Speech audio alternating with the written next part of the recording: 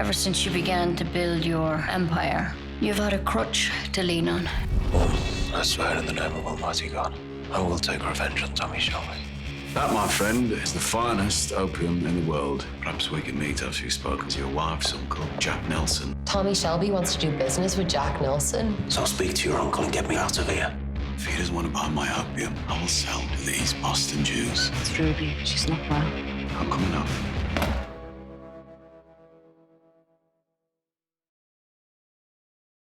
There will be a war in this family, and one of you will die. You've been too busy to punish the people who killed her. How is the family?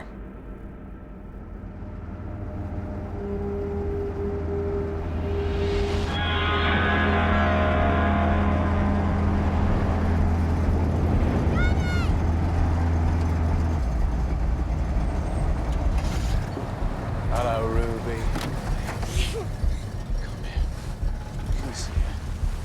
Missed you. Missed you. There's the Black Madonna. What present did you get us, Dad? Son. She's all better, Tommy. Came back for nothing. I'm glad you're back. Right. Before we do anything else, we're gonna go for a drive. Okay? Let's go. What about me? Yeah, you come too. Come on. Drive where? That's the driver takes us to see Dr. Robert. Let's have a look at Ruby. Hi. The appointment is in 1 hour. Stay here, you can come. Right. Right, let's go.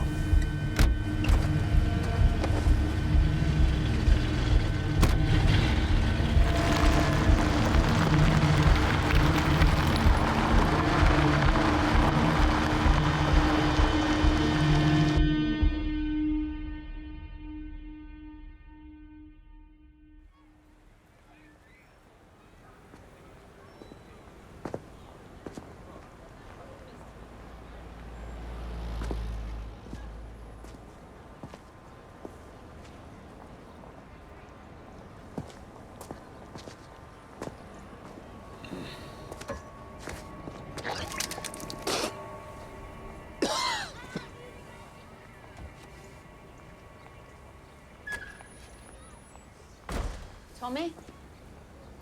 Yeah. It was all good. Everything was clear. That is a relief. That's a relief. Yeah. Drivers, bring the car around. Hiya. Come here.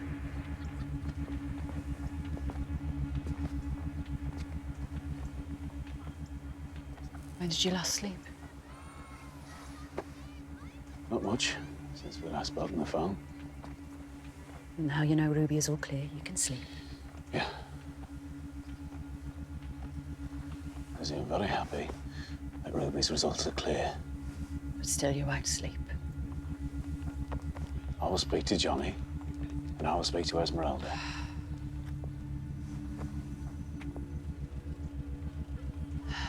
We could be on holiday. We could be up a mountain in America. That wouldn't have been possible. The man I'm dealing with, he's coming to London. I need to be there. No escape. We will escape, Lizzie.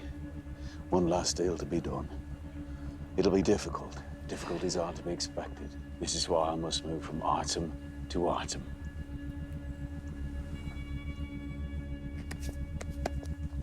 Do you feel that?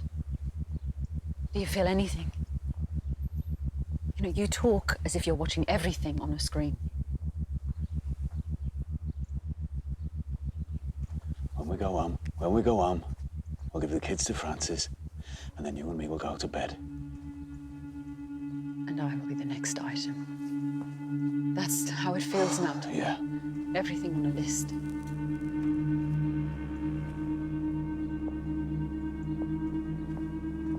Hey, baby. When are we going home? Gosh.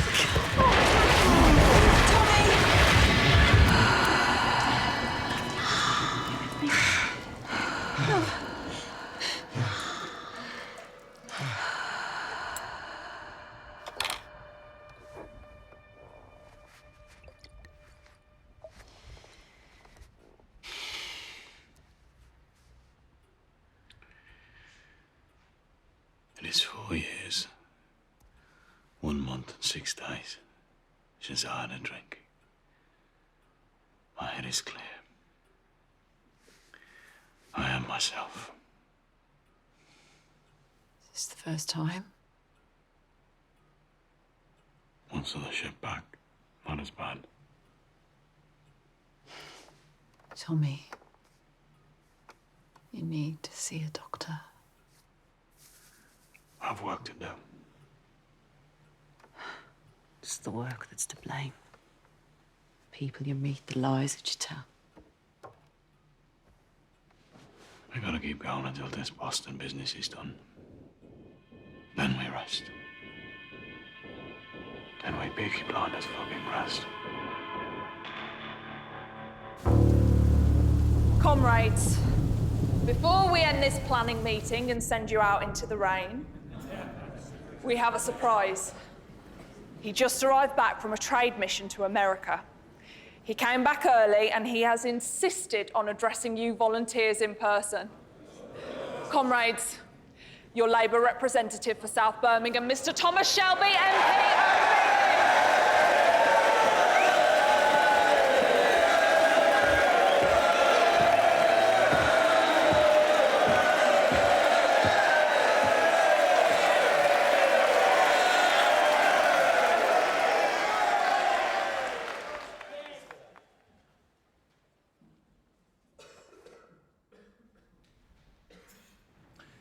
I bring with me, on the train from London, a message from Westminster.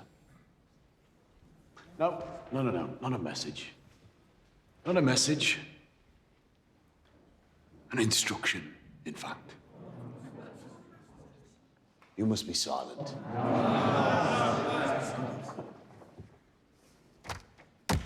You must say nothing.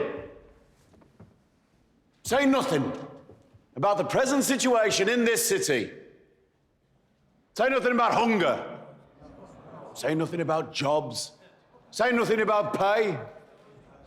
But those in greener pastures, they may speak. They may raise their voices.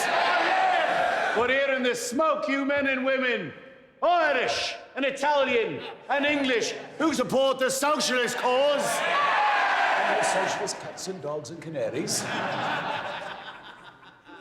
you must hush. Because the king, and all the king's horses and all the king's men, want you to be silent. But it is you, my friends, who must suffer the cuts in wages, and in welfare, and in dignity. And you must not complain, because that would be unpatriotic. You soldiers who have fought in France, you are traitors if you speak up. You veterans of their wars and their booms and their busts, it is you who must take the blows and carry the burdens for the sake of those in greener pastures who bellow at you. Silence! Well, watch this, comrades. I will not be silent. Never. Not this Englishman.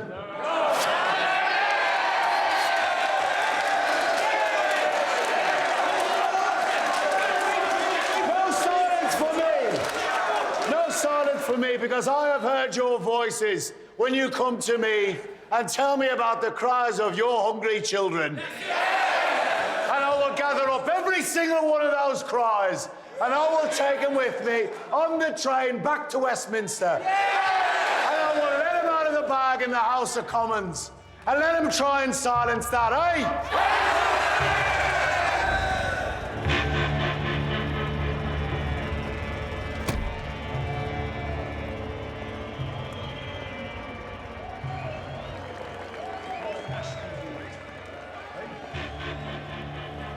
That involve some sharing of the burden? All of us taking a smaller slice of the cake, eh? After all, it's bloody us who bakes the cake and makes the cars and melts the metal. And the king, remember him? The man who ordered all of this. Shouldn't he be taking some of the cuts? Hey, some of the blow?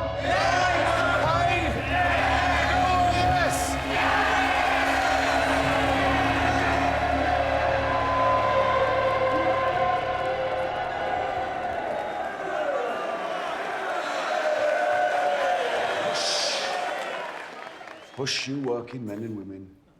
Silence. Good. Save your voices. You're gonna need them. On Saturday, when we rally together at the Bullring Market. And together, we'll raise the roof. Break the damn silence. And bring down this broken government.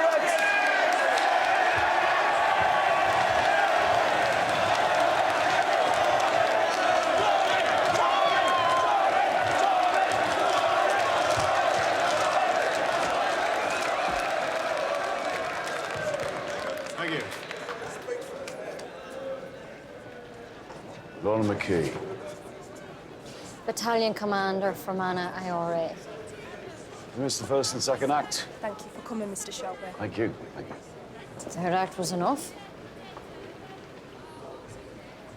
You both have reasons to hate me and to want to seek revenge for the killing. Gypsy tradition. We do not mention the name of the dead in company.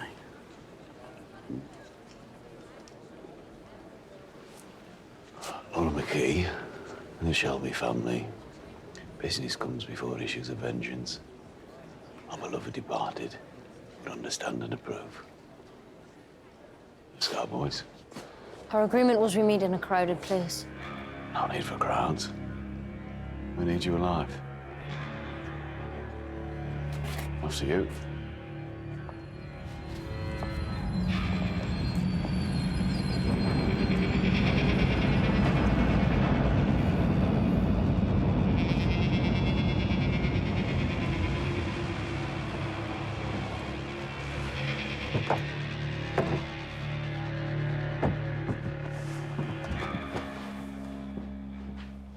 You know, Mr. Shelby, even though we've been doing business for a while, we've never met in person. You spoke with passion and compassion. You understand forgiveness, and you drink water. Yet I heard from many reliable sources that you have a reputation for moral turpitude. Moral turpitude. It's a good name for a racehorse. You don't know what it means. I know what it means. It means you fuck people.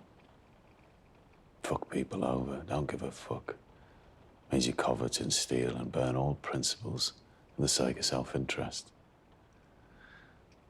Well, I'm changing. Lorna McKee, my organisation, is also changing.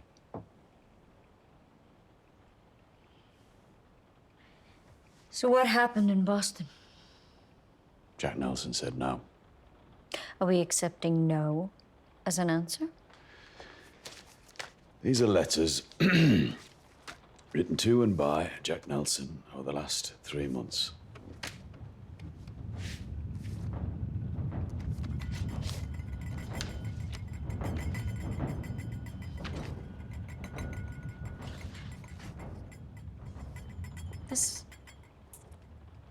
This is a private letter from the President of the United States. Where the fuck did you get this? My racehorse, moral turpitude. It's just one of many in my stables. Sometimes, even now, I'll take it out for a run. If there is a good cause that requires her services.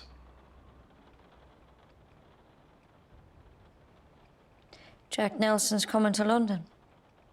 Officially, he's coming to buy liquor import licenses. Unofficially, he's on a fact-finding mission.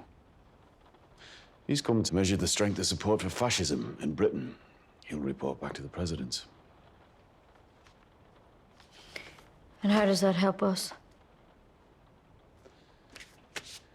In this letter to his son, Jack Nelson expresses strong support for fascism. In this letter, to a friend in Berlin, he says some interesting things about Jews. He's not coming to Europe to find facts. He's coming to find proof that fascism will prevail. And you and I are going to help him in that task. I thought you were a socialist. Well, since I've entered politics, I've learned that the line doesn't go out from the middle to the left and the right. It goes in a circle. I'll show you. You go far enough left, eventually you'll meet someone who's gone far enough right to get to the same place. Working class socialists like me, working class nationalists like you. The result? National socialism. And that's me. In the middle, just a man trying to make an honest living in a very dark world. You were friends in Dublin, Lord McKee, who were actively fighting for a fascist Ireland. And you were acting on their behalf, ain't you? When Jack Nelson comes to London, I can give him access to Oswald Mosley and to fascist sympathisers in the House of Commons and the House of Lords, on both sides of the divide. Fascism is quite the thing among the very best people. And with your help, I could also offer him Dublin. And you think this will allow us to ship our merchandise to Boston? Perhaps. There may be other benefits for your cause. All you have to do is sit with Jack Nelson and talk to him about a new golden age and let him put a pin in the map of Ireland for the President of the United States.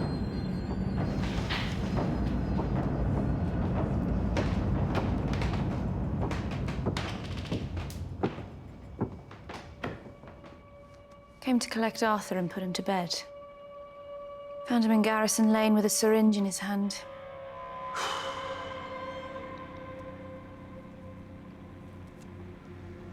A friend loves it all time. Brother is born for adversity. Proverbs 17:17. Well, I have two brothers in need. But yours is the more urgent, Tommy. Will you come with me? So, Lord McKee, you gonna help me change the world? Mr. Shelby, this meeting is not what I expected. Never is. Is that a yes or a no? My answer's yes. The answer's always yes. Back door is unlocked. You can let yourself out. And tell your friends back home, Tommy Shelby has changed.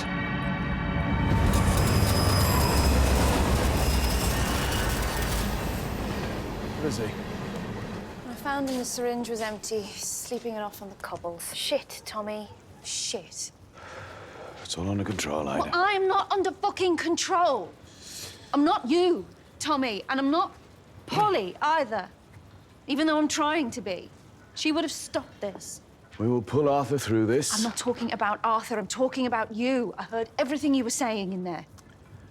Ida, this will be the end of it. Hear me? This is the way out for all of us, and along the way, I will be doing good. No, along the way, you're gonna make yourself a lot of fucking money. All right, fair enough. Any incidental rewards for my good work will be welcome, but you will get your fair share, sister. And by being among the fascists, by being among them, I can undermine them. Polly would approve. Beneath all the gold and diamonds and fucking mink and lace, she was a solid socialist.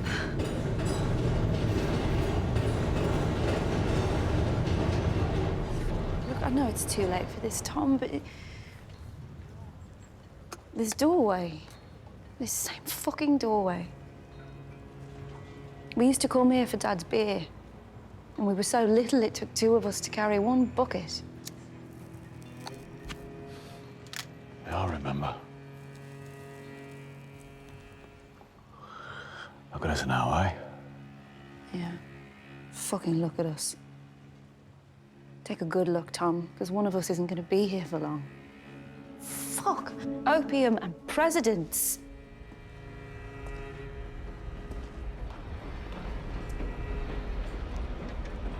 Ida, if you don't want to help me carry the bucket,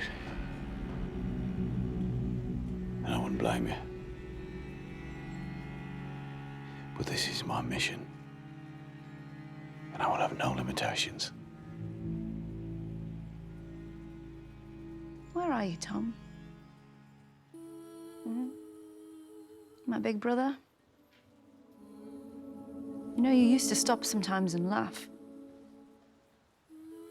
Do you even remember this place? You walk into the garrison like a stranger and you sip fucking water. I'm alive, Ida. Yeah. And you're still looking for trouble big enough to kill you? Well, I think you might have found it. I have children, Tommy. You have to carry this bucket on your own. One brother half dead in the rain in Garrison Alley, and the other has no limitations.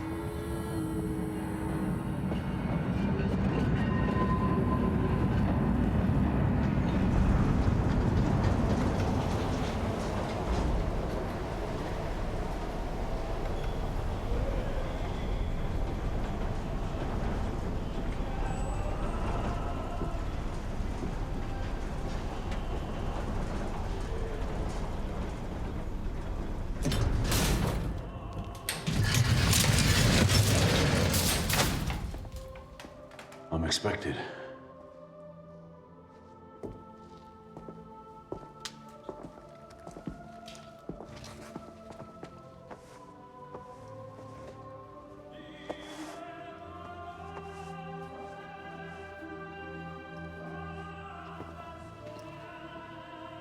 Oh, and Mr. Solomon's no longer tolerates the smoking of tobacco in his presence.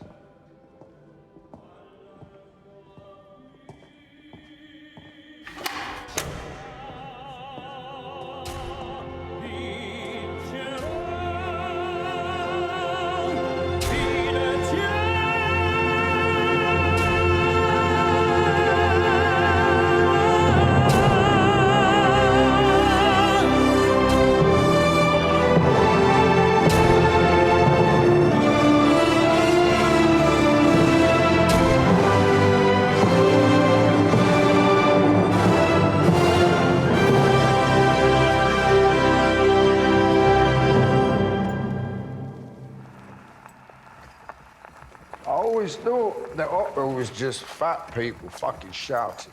Yeah? What do you think now? I think the sound of a tenor in full passion reminds me of crying out with Italian soldiers when they had my bayonet inside them. Ever since my own death, I have been somewhat haunted by it. Yeah, me. Right, instead of fighting these voices, I decided to write their songs down, you know, and turn them into an opera of my own. Do not like that. No, no. Were you not told I have a condition? Well, I was told, Alfie, is that you have withdrawn, and that you spend your days alone, obsessing about opera singers. Opera's not fucking singing, is it? It's not singing, it is the sound that people make before word. And I do not allow smoking because I do need to see fucking clearly. All right?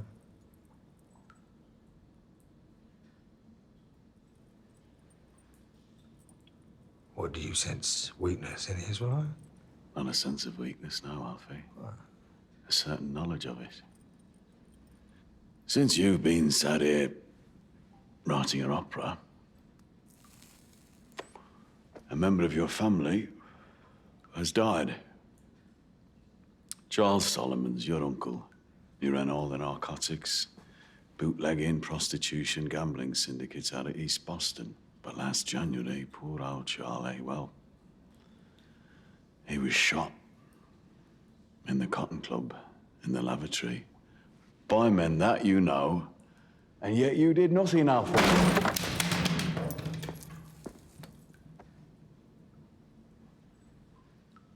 Now, my opera is called America. America is my fucking masterpiece. The truth is, your uncle is dead. Boston is gone. And you, once the big man who ran Camden Town, now can't even extinguish another man's cigarette. Let alone his fucking life. You need favors, Alfie? I need a fucking final act, right? Just a final fucking act for my opera. Yeah. Alfie, I think I may have written your final act. Why don't you sit down and have a listen, eh?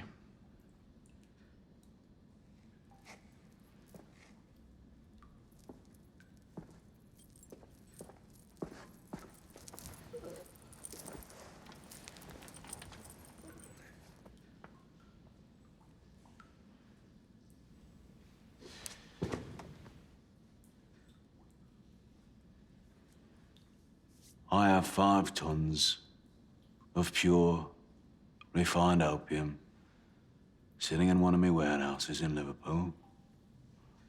I have safe storage off the coast of Canada. I have men willing to distribute it in Toronto, Quebec, New York, and Boston. The income would be immediate and would shift the balance of power in Boston back in favor of the Solomons family.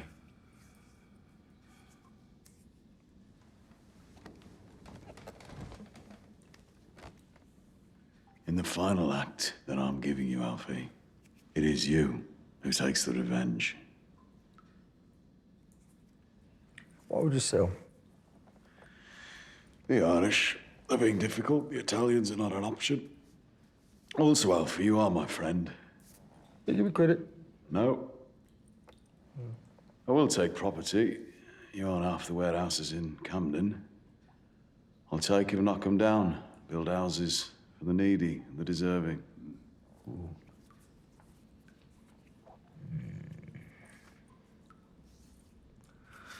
Yeah, well, the Irish have always been difficult, Tommy, haven't they? You know, about fucking 700 years.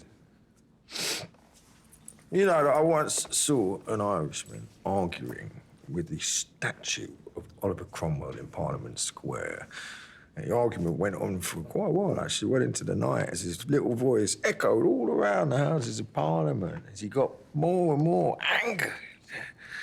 Oliver Cromwell was reluctant, somewhat, to answer his legitimate questions. So angered, in fact, that eventually he punched the statue on the nose and broke his fucking hand. And there it is, you know, the Irish question. How come you can remember so much about what happened 200 years ago, but you just can't remember what fucking happened last night?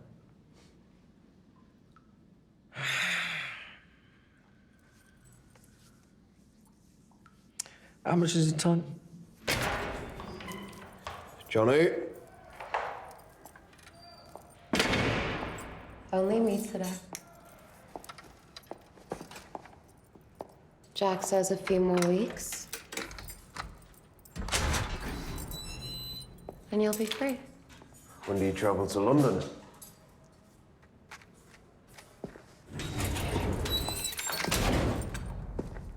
Tomorrow. I came to say goodbye.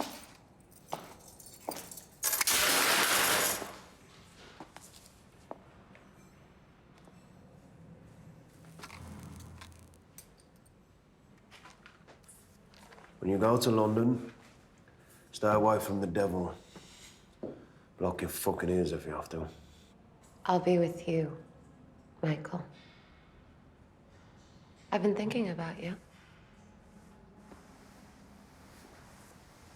Only you.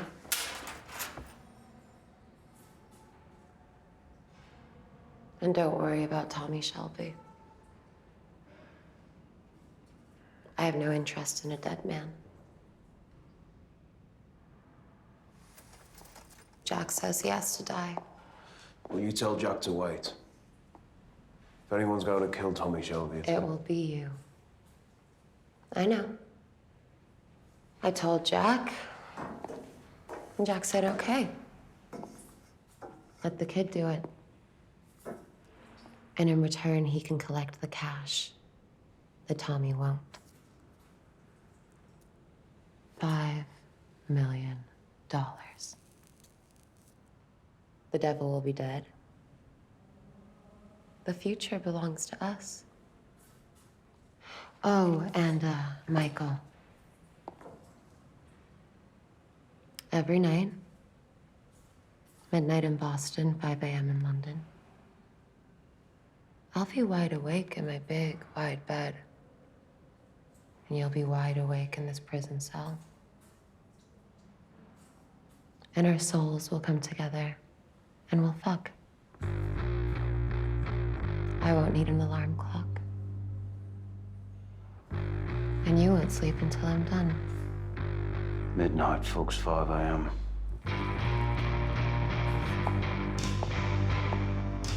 Every day.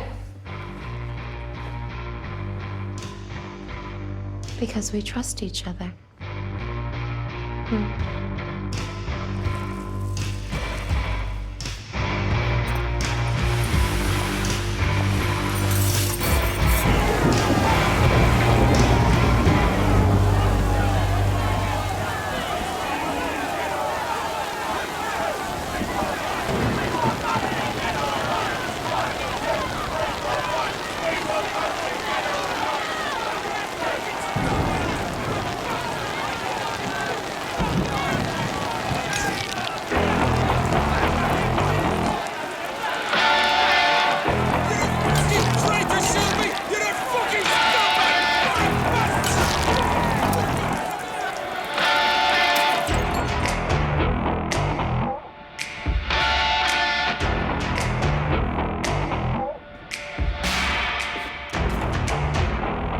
Darker. Bluer. Sharper. Also from below. Darling, how's that? You look absolutely terrifying, my love.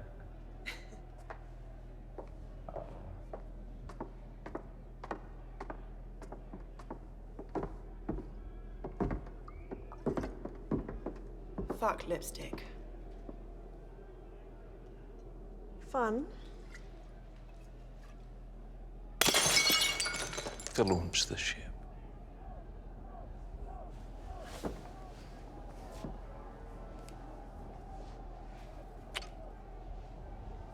A long and terrible journey, Diana. Don't fucking let me down.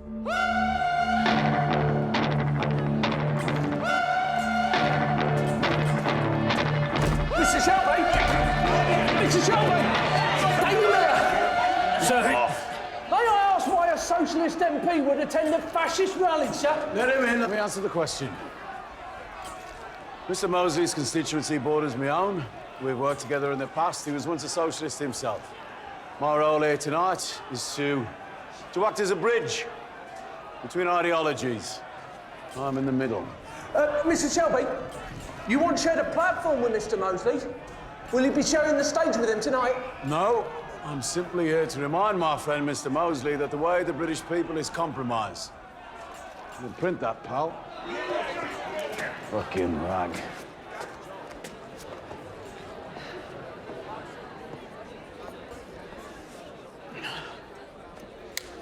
As you should know, that Mosley's wife died 6 months ago. So give me your condolences, will you? Tonight, he'll be here with his mistress, who is apparently a lady of some standing. He's given him great comfort in his time of grief. Fuck off, you dozing bastard! Move out my fucking... What is Arthur doing here? Mosley invited him, I agreed. Arthur made me a promise, which he appears to have broken.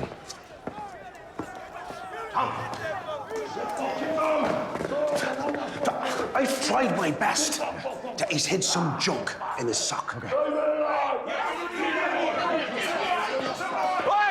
Wait, let him in. Come on, Tommy. You're in. You're in. Come on, you're in. My brother, Tommy, Johnny Dogs. Mosley invited me. He said, wear a black fucking shirt. Here you are. I said, I look like every other bastard. Lizzie! Come on, for fuck's sake. You're an angel. I know, I'll fucking let you down. I'll fucking let you down. I know I have, all right? I fucking said sorry a million times. I'll say it again. I'm sorry, all right? Yeah. Fucking sorry. Yeah. Look at Johnny Dogs for the fucking state of him. Looks like a fucking weight. Oh, shut up. Get me a fucking drink. Johnny, take your shirt off and give it me. Oh, for fuck's sake. Johnny, take your fucking shirt off and give it me now. Get it off. Arthur, this is my fault. This is my fault. Remember, we voted on getting involved in the opium trade? You voted no? I said no. Remember? I overruled you. I've not been here, I've been away. Where you been, Tom? Lady tells me you've been hanging out with Mosley. Yeah, in Smithick. Yeah? In his big, beautiful fucking house. And they parties there in Belgravia. And they give me fucking respect. Yeah, what do you give them? Snow and junk from the company we're hanging. Look at your brother. Half of you's gone. Half of you's gone. The fuck? Rag and bone. You fucking slapped me. Slap me. I have to remain unresolved. Do you understand? Unresolved. Unresolved in everything! I have to move between left and right, light and shade, and maintain the trust of both. And I cannot have my brother wearing a fucking black shirt on the cover of the Daily Mirror. If anyone takes my picture in this, they'll find a fucking camera under my heel, Tom. They're throwing petrol bombs out there, Tommy. Thought Ida was taking care of you. Ida's got decisions to make about working with us. She doesn't know what she wants. I'll speak to Ida. Listen, I'm going home. You all stay right? there. I've something for you. Lizzie, you go with Johnny. Johnny, take Lizzie to a seat. But I don't have an invitation, Tom. Johnny, you're wearing a fucking black shirt. You can do what you like. Go on. I'll follow you. Go on. Go on, Dogs. Get me a fucking drink while you're there. Oh. Oh no, Tom, look at me. Arthur, before I went to America, I wrote a letter. Yeah, who's to Linda. And in that letter I wrote, Linda, as a Christian woman, you believe in forgiveness. This is what I got back 2 days ago. Have a look.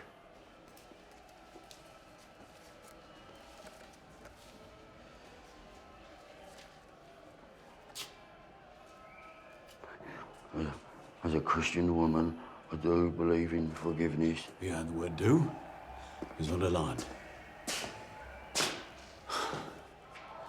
Arthur, I'm not Christian, but I also believe in forgiveness. You get yourself clean. You stay clean for 2 weeks. I'll write Linda another letter. Because I know where she is. First, I need you back. I need me brother. Got a lot to do. I need someone to do the real work. Yeah. Yeah, look at your smile, Tom. Look at your smile, brother. It's been so long. Come on, let's see what this bastard has to say. Come on. All right. Come on. Yeah, good. He's a bastard at all, Tom. Black shirts and Jews. Here we go. Here we fucking go. You stand in the middle and do nothing, Tom. We're not fucking me. We know that,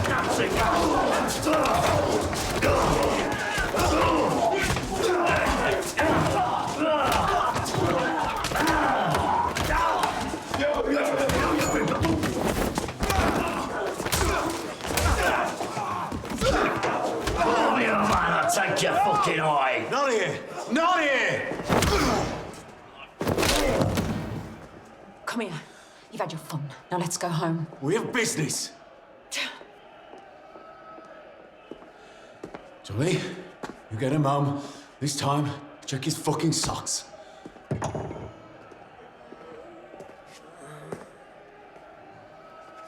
For sake.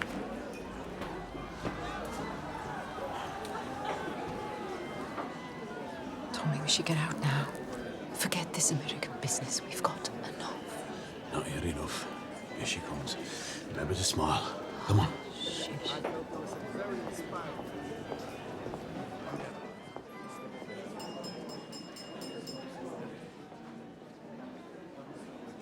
Ladies and gentlemen, tonight he has truly earned your adulation. The future Prime Minister of this great country, Sir Oswald Mosley.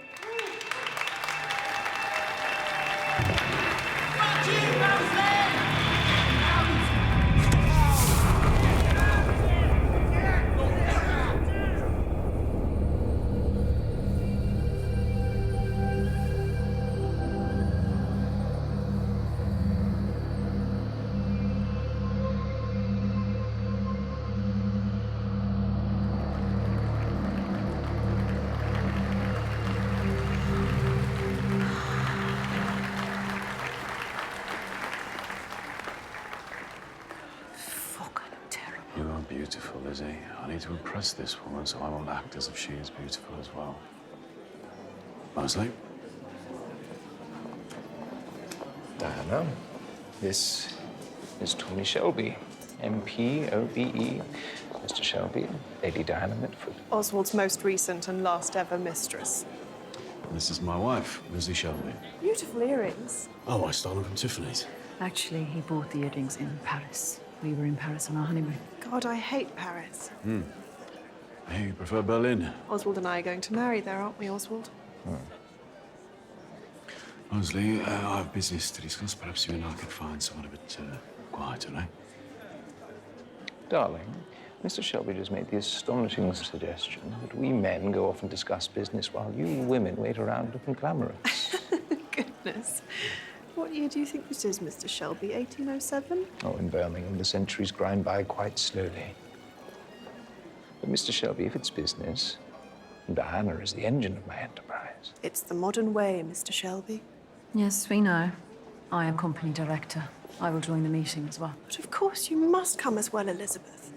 By the way, I really don't like Lizzie. I prefer liberated Elizabeth. She must be part of this. She's been all the way to Paris, so she is a woman of the world. Bravo. Do you know, Oswald's told me everything about it.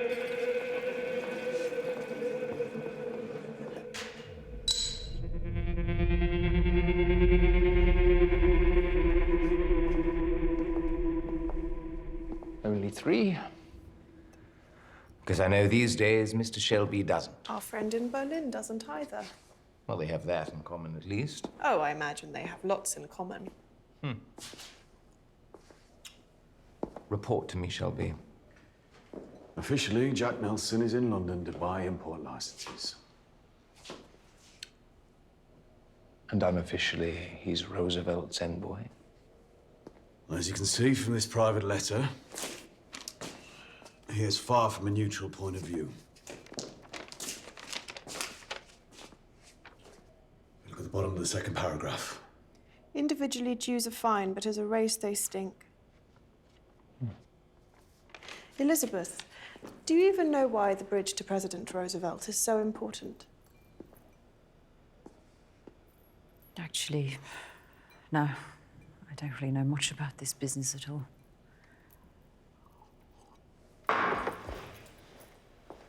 But I have fucked your future husband, so I know lots of things about him. Tommy, I'll be outside. Well done, Elizabeth. Do you people want to meet Nelson or no?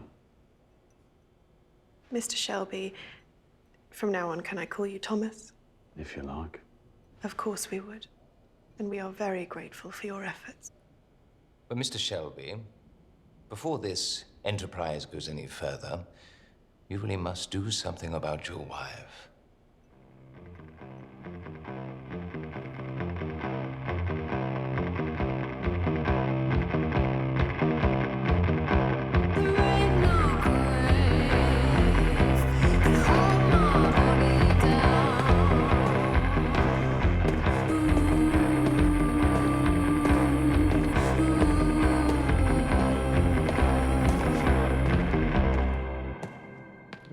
Shelby. Yes, Mr. Nelson. I came early. I wanted to come and take a look around this beautiful church. You're Catholic, Mr. Shelby?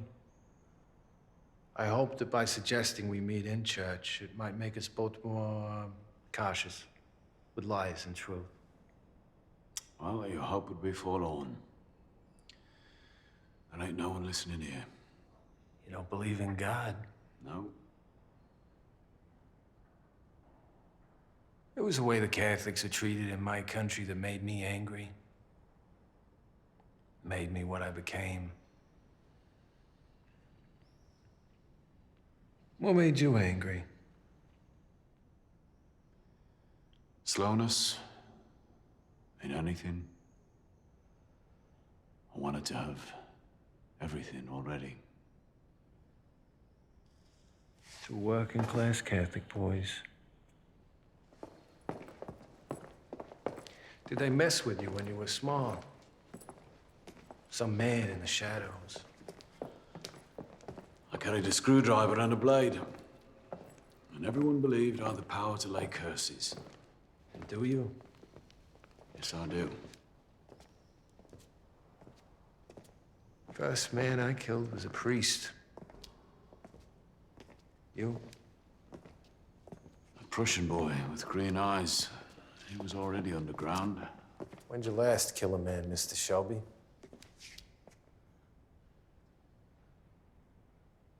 Four years ago. His name was Thomas Shelby. He drank whiskey. You want me to allow you to enter my city and deal narcotics that'll kill people? You deal in whiskey, Mr. Nelson.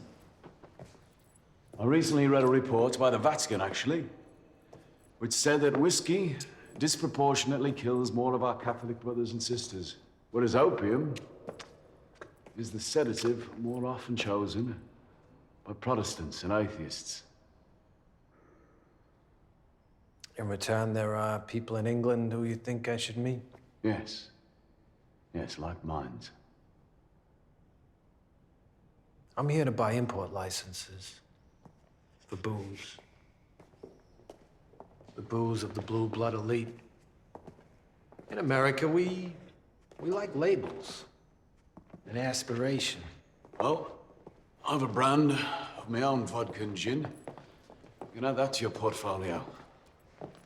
I hear Shelby labels are favored by the working class. Indeed, a fact of which I'm very proud. They say you're a poet, too? No, only read it. There are some people in this country who I'd like to meet. Fascists.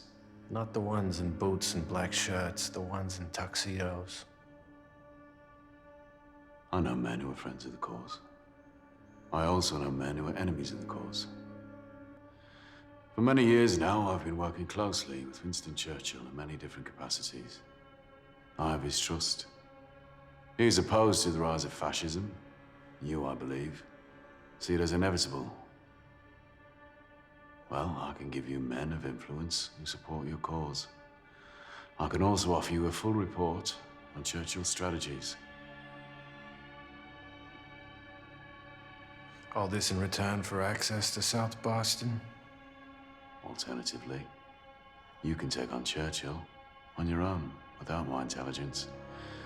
And I could sell me opium to the Jews.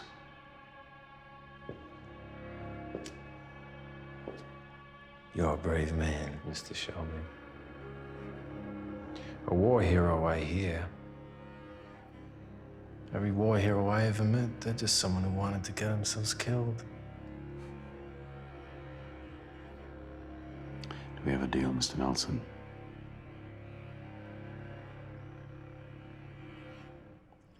I'll think a great deal about what you've said.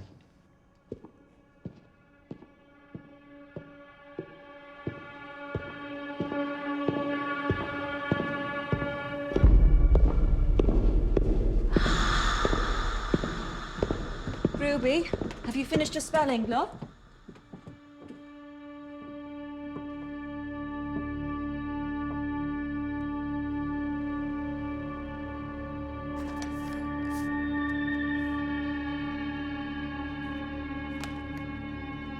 Ruby?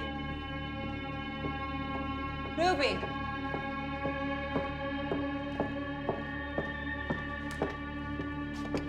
Ruby? Ruby? What are you doing, love? I can hear voices coming from up the chimney. What voices? The grey man.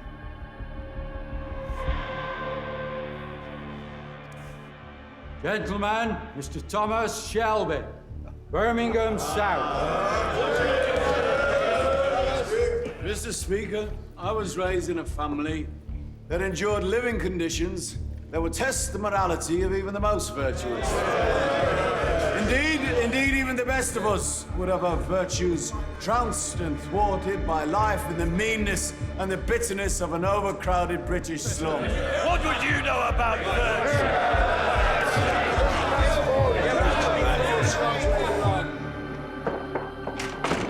Quickly, please. Therefore, Mr. Speaker, I intend to put before this House a bill which will offer radical reform in housing policy in this country, in which slums are cleared, new houses are built with new standards in health and hygiene. Westminster 245, House of Commons.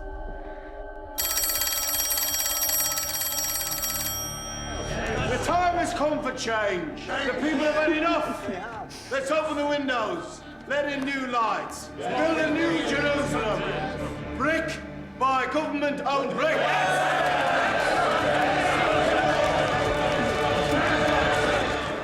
Into there.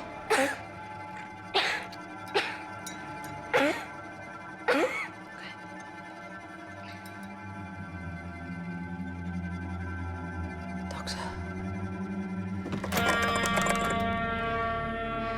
Yeah, Westminster 245.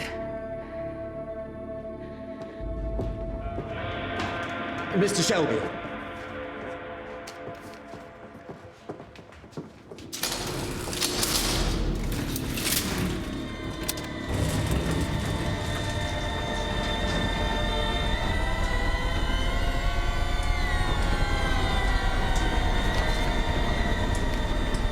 Didn't want to bang over and over again.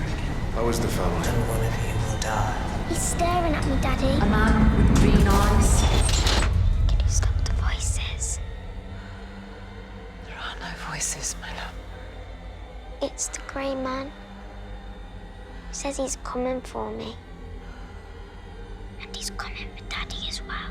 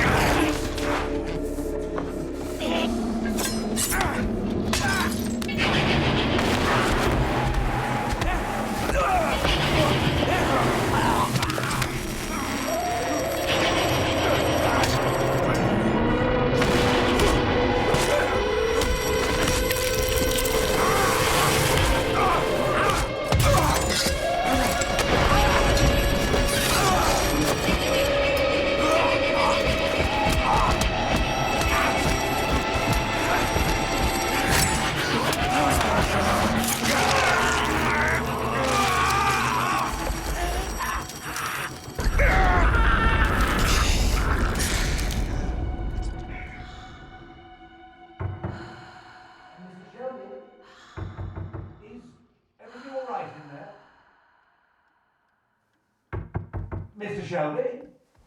Everything's fine. Everything's fine.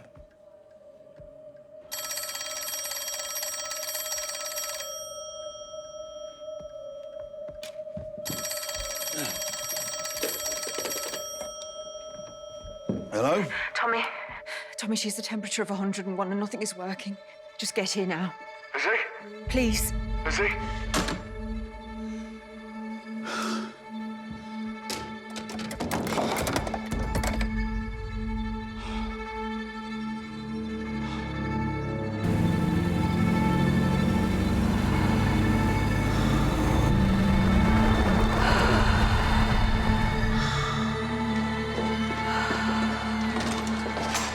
Where is she? She's with the doctor upstairs. Listen, Tommy. He said we shouldn't come close to her in case. In case of what? When she coughs, there's blood.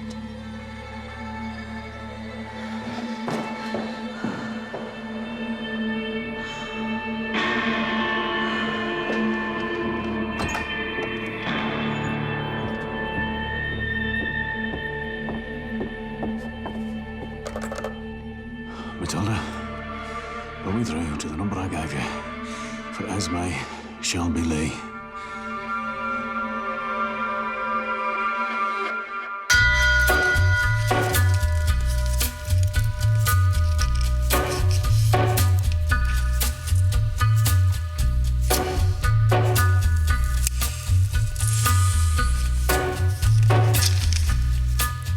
On a gathering storm comes a tall, handsome man in a dusty black coat with a red right hand.